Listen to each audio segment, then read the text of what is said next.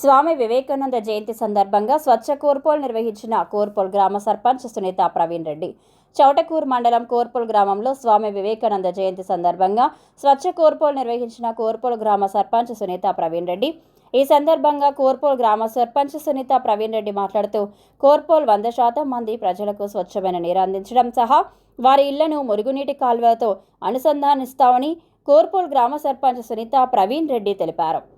కోర్పోల్ ప్రజలకు చెత్త నుంచి విముక్తి కల్పించే మొదటి దశ స్వచ్ఛ కోర్పోల్ ప్రారంభించారు. కోర్పోల్ కొండల పేరుకు పోరికిపోయిన చెత్తను ప్రాసెస్ చేసి పూర్తిగా తొలగించే ఏర్పాట్లు చేస్తామని తెలిపారు. ప్రతి నెల 2వ ఆదివారం, 4వ ఆదివారం కోర్పోల్ గ్రామంలో గ్రామ ప్రజల సహకారంతో స్వచ్ఛ కోర్పోల్ నిర్వహిస్తాం. ఎన్నికల సమయంలో ఇచ్చిన మాట ప్రకారం కోర్పోల్ గ్రామంలో గ్రంథాలయం, స్టడీ హాల్ నిర్మించడానికి ఏర్పాటు పూర్తి చేస్తున్నామని వారు తెలిపారు. ఈ కార్యక్రమంలో కోర్పోల్ గ్రామ పెద్దలు, వార్డు సభ్యులు, మహిళలు, యువకులు అధిక సంఖ్యలో పాల్గొన్నారు.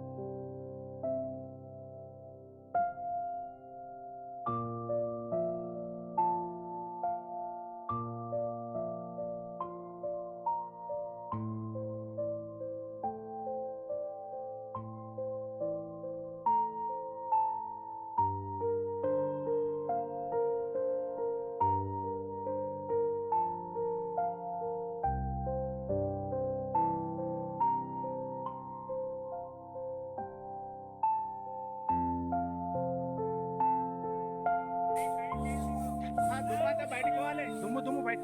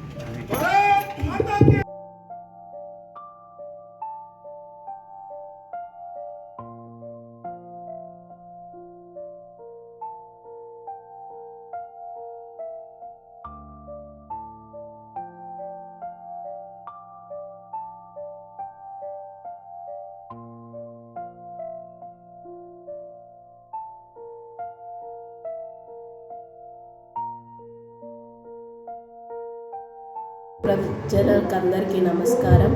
మేము ఈరోజు స్వామి వివేకానంద జయంతి సందర్భంగా స్వచ్ఛ భారత్ను నిర్ణయించాము. ఈరోజే మొదలు పెట్టాము స్వచ్ఛ భారత్ని. దానిలో భాగంగా అందరూ పార్టిసిపేట్ చేశారు. అందరూ ఎంతో ఇంటి వరకుగా కోర్పోల్ గ్రామ ప్రజలకు అందరికీ సంక్రాంతి శుభాకాంక్షలు. భోగి పండుగ నాడు ముగ్గుల పోటీలు అందరూ పాల్గొనాలని కోరుకుంటున్నాను. స్వామి వివేకానంద 164వ జయంతి సందర్భంగా కోర్పోల్ గ్రామ ప్రజలు యువత సహకారంతో స్వచ్ఛ కోర్పోల్ను విజయవంతంగా నిర్వహించడం జరిగింది. ఇలాగే ప్రతి నెల 2వ మరియు 4వ ఆదివారం రోజు స్వచ్ఛ కోర్పోల్ కార్యక్రమం నిర్వహించబడుతుంది. కావున ప్రతి ఒక్కరూ ఆ రోజు మీ విలువైన సమయం ఇచ్చి ఈ కార్యక్రమాన్ని విజయవంతం చేసి మన ఊరు పరిశుభ్రతలో భాగస్వామ్యం అవ్వగలరని కోరుకుంటున్నాం. ఇదే ఆ తర్వాత కోర్పోల్ గ్రామ పంచాయతీ పాలకవర్గం ఆధ్వర్యంలో స్వామి వివేకానంద 164వ జయంతి ఉత్సవాలు గ్రామ పంచాయతీ దగ్గర విజయవంతంగా నిర్వహించడం జరిగింది.